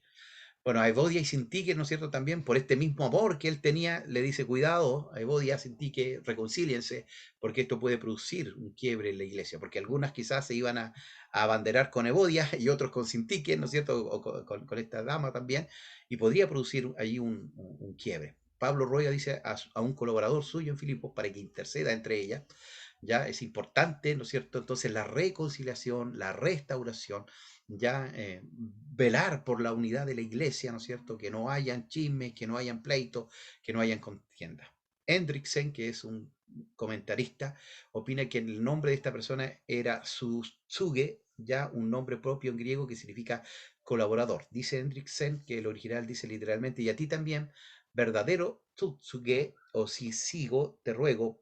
Pablo hace honor, dice, al nombre al llamarle verdadero, un juego de palabras que también Pablo utiliza en el caso de Filimón, cuando dice, ¿no es cierto?, te ruego por Onésimo, que significa útil, que en otro tiempo fue inútil, ahora nos es útil. Por eso lo vamos a ver en el libro de Filimón. Ya Pablo continúa exhortando a echar toda ansiedad sobre el Señor, ya en oración y a pensar en todo lo que es verdadero, honesto, justo y puro. Y hermanos, esta pandemia también, ¿no es cierto?, produjo mucha ansiedad, muchos problemas psicológicos, especialmente en los jóvenes, en los niños, y por qué no decirlo también en nosotros como adultos, ¿ya? Entonces también allí debemos descansar, ¿no es cierto?, en el Señor, ¿ya? Podemos ir a Él, ¿no es cierto?, y dejar toda nuestra ansiedad en sus manos. ¿Ya? El problema de nosotros es que vamos a las plantas del Señor y después tomamos el problema y lo seguimos teniendo sobre nuestros hombros, ¿ya? Que el Señor nos ayude a descansar y a confiar en Él. Finalmente dice Pablo, ¿no es cierto?, da gracias formalmente por la ofrenda de los filipenses, que enviaron los filipenses, aunque Pablo dependía de todo en Cristo. Ya reiteró que aunque él no buscaba dádivas, este gesto era un fruto que abunda a cuenta de los filipenses y que sube a la presencia de Dios en olor fragante. Es decir, todas nuestras dádivas Dios las considera, Dios las mira, ¿no es cierto?, y suben como un olor fragante delante de él. Saludos desde la casa de César, es decir, al estar preso, ¿no es cierto?, y tener un guardia allí, siempre él evangelizó, predicó, y eso hizo, ¿no es cierto?, que el evangelio llegara al mismo, ¿no es cierto?, hasta el mismo imperio romano.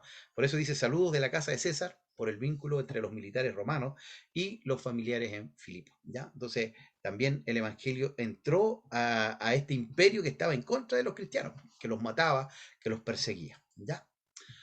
Algunas conexiones, dice Pablo, advierte a los nuevos creyentes en la iglesia de Filipos a estar alertas ante esta tendencia hacia el legalismo o los judaizantes, la cual continuamente se cultivaba en las iglesias primitivas, ya que Pablo predicaba y después venían ellos por detrás, ¿no es cierto?, produciendo este legalismo, ¿ya? La cual continuamente, dice, se cultivaba en esta iglesia. Los judíos estaban tan atados a la ley del Antiguo Testamento que habían un constante esfuerzo por parte de los judaizantes para regresar a las enseñanzas de la salvación por obras, pero Pablo reitera que la salvación es solo por la fe en Cristo solamente y califica a los judaizantes, ya lo vimos, como perros y malos obreros. En particular, los legalistas insistían en que los nuevos creyentes en Cristo debían continuar siendo circuncidados de acuerdo a los requerimientos del antiguo pacto. ¿Ya? Bueno, y Génesis y Levítico, de esta manera dice, ellos intentaban complacer a Dios por sus propios esfuerzos y elevarse ellos mismos sobre los gentiles cristianos, quienes no participaban, ¿no es cierto?, de esta, ¿no es cierto?, de esta ley o este ritual. Pablo explicó, dice que aquellos que ya habían sido lavados en la sangre del Cordero no tenían que someterse, ¿no es cierto?, a estos rudimentos o a estas acciones, ¿no es cierto?, que simbolizaban la necesidad de un corazón limpio. Recuerde que el Antiguo Testamento era sombra de lo que había de venir, y el sacrificio y, ¿no es cierto?, estos ritos tenían que ver con algo interno, ¿verdad?, que se iba a manifestar cuando el Señor Jesucristo vino, ¿ya? Algunas ideas claves, carta muy personal, el énfasis cristocéntrico, ya Cristo es el centro, como lo vimos también en el libro de Efesios, que era Cristo el centro a través de la iglesia, ¿no es cierto? Pero todo descansaba o todo rodeaba, ¿no es cierto?, en Cristo. Acá también, ¿no es cierto? Cristo es el centro de todo.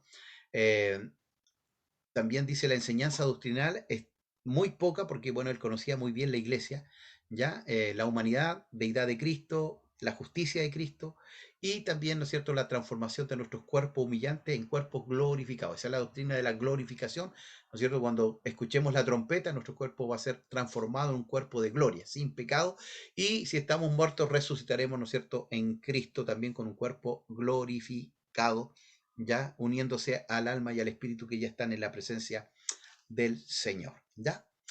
Después tenemos, las mujeres son especialmente reconocidas, ya lo señalamos, ya esto concuerda con el testimonio de Lucas en Hechos 17, donde menciona a las mujeres de Macedonia, mujeres nobles y no pocas, ya, mire, habló también ahí, ¿no es cierto?, Lucas, el autor del libro de Hechos. Lidia, que fue la primera convertida, mostró preocupación por, ¿no es cierto?, la comunidad de Pablo, ¿no es cierto?, desde el principio, y más tarde las mujeres de Filipo serían las que se ocuparan o preocuparan mayormente por la ayuda a otras iglesias. Ya, algunas palabras también, evangelio, el verbo pensar, del griego phronei, se usa unas 10 veces, ¿ya? Hermanos, a veces a nosotros los evangélicos nos dicen que nosotros no pensamos, no somos gente pensante. No, nosotros somos gente pensante. Nuestra fe no es una fe ciega, ¿ya? Es decir, nosotros creemos, ¿no es cierto?, pero nuestra fe no es ciega. Hay pruebas de la resurrección de Cristo, hay pruebas de la obra de Cristo en la vida, ¿ya? Entonces, y tenemos que pensar también, hermano. A veces nosotros somos como muy cerrados y a veces repetimos lo que alguien nos dijo, pero no vamos a la escritura, ¿ya? Y por eso es tan importante igual, ¿no es cierto?, en esto, pensar, meditar en el Evangelio, meditar en la palabra, cómo la palabra puede penetrar, ¿no es cierto?, dentro de esta sociedad que está cada vez más atea, ¿no es cierto?, más gnóstica, más consumista, donde hay trabajo, hay bienes, entonces Dios no es necesario, porque también se nos dijo, ¿no es cierto?, muchas veces que el Evangelio era para los pobres, porque como no tenían nada, entonces, ya buscamos a Dios para, para, entre comillas, ¿no es cierto?, poder satisfacer esas necesidades. Pero hoy tenemos gente profesional dentro de la iglesia, tenemos muchos, ¿no es cierto?, hermanos que tienen, ¿no es cierto?, muchos dones, muchos talentos, pero también ellos necesitan que nosotros seamos pensantes, ya que no solamente digamos, no, es que sí, ¿por qué? Porque sí, porque sí, pero ¿por qué sí? Porque sí. No, pues sí, tenemos que dar razón de nuestra fe, ¿ya? Entonces creemos en un Cristo que resucitó, tenemos prueba histórica, pero también tenemos la Biblia que respalda todo aquello, ¿ya? También, ¿no es cierto?, dice salvación, comunión, abundar, también regocijarse aparece 9 veces, el gozo aparece 5 veces, y esto es lo que parece desear, ¿no es cierto?, a sus amigos por sobre todas las cosas, ¿ya? Doctrinas, Filipenses es una carta personal, entonces no se propone enseñar mucha doctrina, pero ya lo vimos, humanidad, la justicia y la transformación de cuerpos, ¿verdad?, humillantes, ¿ya? Algunos pasajes famosos, en realidad importantes, porque en realidad toda la escritura es inspirada por Dios, pero más conocido, ¿no es cierto?, aquel que comenzó la buena obra será fiel en completarla, ¿no es cierto? Filipenses 1, versos 4 y 6. Para mí el vivir es Cristo y el morir es ganancia. Bueno, nosotros lo repetimos, pero decirlo de verdad, como sintiéndolo así, es un desafío. Es decir, poder decir, Señor, para mí el vivir es Cristo y el morir es ganancia. Bueno, la grandeza de Cristo a través de su humildad, a pesar de ser igual a Dios. Por eso el Señor le da un nombre que es sobre todo nombre, ya para que en el nombre de Jesús se doble toda rodilla de los que están en el cielo y en la tierra. También, ¿no es cierto?, ganancia y pérdida, ¿no es cierto?, todo lo tengo por pérdida por haber ganado a Cristo, ya, para él lo más importante es tener a Cristo, el camino, la meta y el precio, ¿no es cierto?, él está dispuesto a pagar cualquier precio para poder llegar hasta el final de esta meta. La paz de Dios que sobrepasa todo entendimiento pueda llenar nuestros corazones, y en qué debemos pensar, honesto, justo, verdadero, puro, etcétera, y también, ¿no es cierto?, la fortaleza que tenemos en el Señor Jesucristo. Filipenses no contiene citas del Antiguo Testamento, ya casi todos los libros del Nuevo Testamento tienen alguna u otra referencia, pero el libro de Filipenses no contiene citas del Antiguo Testamento. Es una carta misionera de agradecimiento en la cual el misionero informa sobre el progreso de la obra. Es decir, como que Pablo da, ¿no es cierto?, un informe de lo que él está haciendo y cómo esta obra sigue en pie en medio de la cárcel, ¿ya? Es decir, la cárcel no fue una limitante para que él siguiera cumpliendo el propósito de Dios, ¿ya? Manifiesta un estilo de vida particularmente poderoso, ya de una humildad personal, de un esfuerzo por llegar a la meta, ¿ya? Y también de tranquilidad, de habilidad para hacer frente a diferentes situaciones. Estamos en Cristo y por eso estamos tranquilos, ¿ya? Se destaca por ser la carta de la alegría en el Nuevo Testamento. La palabra alégrese de varias formas se repite 11 veces. Contiene uno de los pasajes cristológicos más profundos del Nuevo Testamento, que es el capítulo 2, ¿no es cierto?, aunque se incluye principalmente, ¿no es cierto?, como un propósito ilustrativo con respecto, ¿no es cierto?, a la humillación y la exaltación de Cristo, ¿ya? Bueno, el Señor Jesucristo dijo, el que quiere ser, ¿no es cierto?, el primero debe ser el último, el que quiere ser el más grande tiene que servir a su hermano, ¿ya? Se da cuenta que los principios del reino son distintos a lo que el mundo enseña, ¿ya? Entonces, es importante aquello. Y ya estamos, me quedan solo 2 diapos más. El apóstol describe, importancia en la Biblia de este libro, el apóstol describe el progreso del Evangelio y exhorta a la iglesia y narra la situación de su vida de fe. Pablo siente gozo en el Señor porque el que comenzó la buena obra de la comunión en la evangelización, perdón, la perfeccionará hasta el día de Jesucristo. Exhorta a acabar con las murmuraciones y contiendas, que eso trae mucho daño a la iglesia, y exalta la unidad gozosa en Cristo, ya sea que Él esté presente o Él esté ausente como apóstol. El enfoque de Pablo es la vida centrada en Cristo, adornada por el gozo de pertenecer a la familia de Dios. Ya Pablo lo ha entregado todo a Cristo y puede decir con la frente en alto que es siervo, que es un esclavo, ¿no es cierto?, de Cristo, ¿ya? Eh, eh, bueno, iba a hablar un poquito de esclavo. Había 2 palabras, ¿no es cierto?, en el griego, que era uperetes, y no me acuerdo si la otra es Kyrios, me parece, o no me acuerdo, pero eran las 2 palabras, ¿no es cierto?, para hablar de esclavo.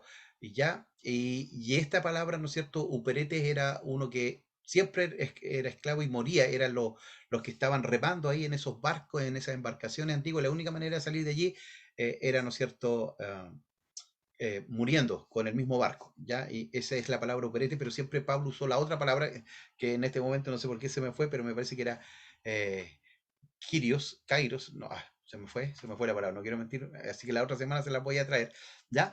Pero esa era un esclavo que podía ser libre, pero él decidía ser esclavo por amor, ¿ya? Que podía ser esclavo por amor, ¿ya? Así que tenemos aquello y después tenemos, ¿no es cierto?, ora que abunden en el amor de Cristo, que tengan el mismo sentir, que conozcan bien lo que pasó Cristo, sufrimiento, muerte, resurrección. Y el cristiano, como es la experiencia de Pablo, puede siempre declarar por la fe, todo lo puedo en Cristo, que me fortalece. Un pasaje muy conocido, ¿ya? La relación con Cristo, sin embargo, no debe ser teórica, ya debe ser real y debe manifestarse en hechos concretos en nuestra vida. Ante la oposición al cristianismo, el cristiano debe mantenerse firme en un mismo espíritu. Y con esto terminamos por hoy. Las diferencias entre los cristianos se eliminan cuando estos son de un mismo sentir en el Señor. Pablo exhorta a los creyentes a seguir adelante hasta alcanzar aquello por lo cual nos tomó el Señor. Ya a pensar solo en las cosas que agradan a Dios, uno es como Cristo cuando ve la vida desde la perspectiva de Cristo. Actúa, ¿verdad?, con los demás como Jesucristo hubiera actuado. La totalidad de esta maravillosa carta está dominada por la historia de Cristo en el capítulo 2, verso 5, y el Cristo que somos llamados a vivir o a servir es conocer a Cristo, servir, vivir y actuar en la comunidad de creyentes como Él, ¿verdad?, lo hizo en su encarnación y crucifixión. Aquí me soplaron, la palabra era doulos, ¿ya? La otra palabra para esclavitud, se me había olvidado, ¿ya? Doulos, ¿ya? Son los 2 tipos de esclavos que aparecen en el Nuevo Testamento. Doulos era el que podía ser libre, ¿no es cierto? Y decidía ser esclavo nomás para el Señor. Casi siempre Pablo usó esta palabra, ¿ya? Cuando decía siervo de Jesucristo, doulos, ¿ya? De Cristo, ¿ya? Así que, hermanos, llegamos hasta aquí en esta noche, ya esclavo por amor, ya, ¿no es cierto? Y le hacían aquí con una lerna, ¿no es cierto?, en la oreja para señalar que él quiso seguir siendo esclavo, quedándose allí porque estaba siendo bien atendido. No sé si hay alguna duda, consulta, algún comentario, y si no, ahí estaríamos ya como terminando la clase de hoy, queridos hermanos. Espero que haya sido de bendición, y así que puede abrir su micrófono, y si no, estaríamos ya finalizando con una oración. Pastor, ¿le puedo hacer una pregunta? Sí, hermano. ¿La ciudadanía romana se obtenía solamente naciendo de esa nación o se podía comprar? También se podía comprar, pero era muy, muy cara. Ya, bueno, Pablo tuvo la ciudadanía porque él nació en una de las ciudades de Roma. Ya dicen algunos que probablemente su papá pudo haber sido romano, pero nació, entonces él no la compró. Pero sí se podía comprar y era muy, muy, muy, muy caro comprar la ciudadanía. Pero sí los ricos lo hacían para tener esos privilegios, ¿no es cierto?, que contaban por ser un ciudadano romano.